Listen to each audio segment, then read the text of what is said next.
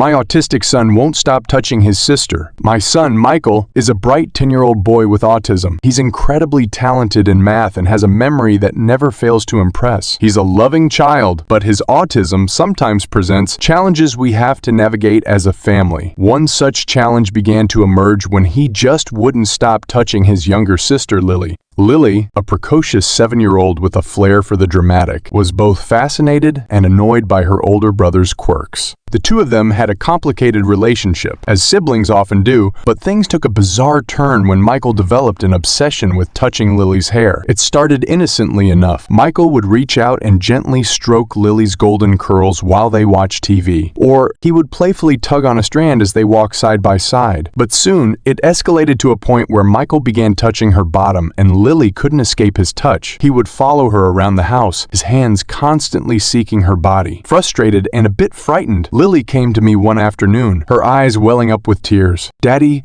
please make Michael stop touching me," she pleaded. My heart ached for both of my children. I knew that Michael's actions were driven by his unique sensory needs, but I also understood how invasive and distressing it must have been for Lily. I had to find a way to help them both. That evening, over dinner, I broached the subject with my wife, Sarah. We discussed various strategies to help Michael understand boundaries and respect Lily's personal space. We decided to start by having a family meeting, explaining the situation to both Michael and Lily, and setting some ground rules. "Michael, we know that you love your sister, but it's important to understand that Lily doesn't like it when you touch her without permission." I explained gently, "From now on, you need to ask her if it's okay before you touch her hair and no more touching below the belt, okay?" Michael nodded solemnly, his eyes wide and earnest. "I understand, Daddy," he said, his voice quiet but determined. Lily, satisfied with the resolution, flashed a small smile and hugged her brother. "Thank you, Michael," she whispered into his ear. Over the next few weeks, we saw progress. Michael would ask Lily for permission before approaching her, and Lily would often grant it, understanding that her brother needed the sensory stimulation. It seemed like we had finally struck a balance. But then,